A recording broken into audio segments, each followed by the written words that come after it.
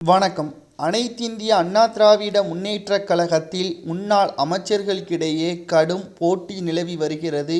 குறிப்பாக வேலுமணி அவர்கள் மக்களவைத் தேர்தல் முடிந்ததற்கு பிறகு பாஜகவுடன் அதிமுக கூட்டணி வைத்திருந்தால் 30 முதல் 33 தொகுதிகள் வரை வெற்றியிருக்கலாம். கிட்டத்தட்ட மத்தியில் பெரும்பான்மையுடன் பாஜக எந்த ஒரு பதற்றம் இல்லாமல் மீண்டும் 3வது முறை பாஜக ஆட்சியை அமைத்திருக்கும்.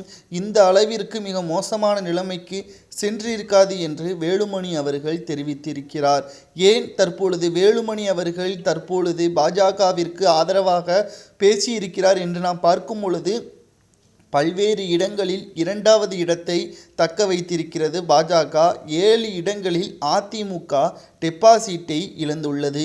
சரி, இதற்கு யார் காரணம் என்று பார்க்குமேயானால் பாஜகவை பொறுத்தளவிற்கு அண்ணாமலை அவர்களுக்கும் அதிமுகவிற்கும் இடையே நடந்த விவாதங்கள்தான் பாஜக கூட்டணி முறிவுக்கு காரணமாக இருந்தது என்றும் வேலுமணி அவர்கள் கூறியுள்ளார். ஆனால் தற்பொழுது வேலுமணி அவர்கள் கூறுவதில் பாஜகவுடன் கூட்டணி அமைக்க வேண்டும் என்றால் முன்பு கூறியது போல்தான் அண்ணாமலை அவர்கள் இல்லாத பாஜக இருந்தால் நிச்சயமாக நாங்கள் கூட்டணி வைத்துக்கொள்வோம் என்பதற்கேற்ப முன்னாள் அமைச்சர் வேலுமணி அவர்கள் தெரிவித்திருக்கிறார்.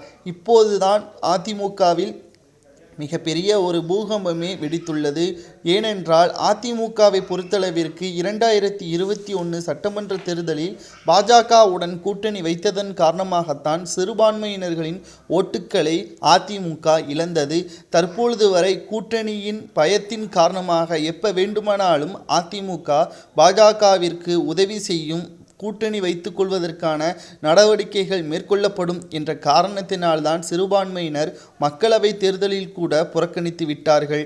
ஆனால் மீண்டும் வேலுமணி அவர்கள் பாஜகவிற்கு ஆதரவுகள் தெரிவிப்பதால் வருகின்ற சட்டமன்ற தேர்தலிலும் அதிமுக தோல்விக்கு வழிவகுத்து விடுவதாக செய்திகளையும் நம்மால் பார்க்க முடிகிறது. இதை பற்றி முன்னாள் அமைச்சரான ஜெயக்குமார் மற்றும் சி.வி. சண்முகம் கூறுகையில், ஒருபோதும் அதிமுக பாஜகவுடன் கூட்டணி வைக்க முடியாது. வேலுமணி அவர்கள் கூறுவது அவருடைய தனிப்பட்ட கருத்து, அதிமுகவின் கருத்தாக யாரும் நினைக்க வேண்டாம் என்றும் கூறியுள்ளார். இதிலிருந்து பார்க்கும் பொழுது ஜெயக்குமாரும் சரி, சி.வி. சண்முகமும் சரி, ஒருபோதும் பாஜகவுடன் அவர்கள் எந்த தலைவராக இருந்தாலும் இனி பாஜகவுடன் கூட்டணி வேண்டாம் என்ற முனைப்போடு இருக்கிறார்கள். ஆனால் வேலுமணியை பொறுத்தளவிற்கு அதிமுக பாஜகவுடன் கூட்டணி வைத்தால்தான் திமுகவை வீழ்த்த முடியும், ஒன்றாக இணைந்தால்தான் திமுகவை வீழ்த்த முடியும் என்றும் கூறி வருகிறார்கள். இதனால் அதிமுகவில் மிகப்பெரிய ஒரு பதற்றமான நிலை உருவாகி இருக்கிறது. யார் சொல்வதை நம்பலாம், யார் சொல்வதை நம்பக்கூடாது என்பதை உங்களது கருத்துக்களை கமெண்ட் வாயிலாக கூறுங்கள்.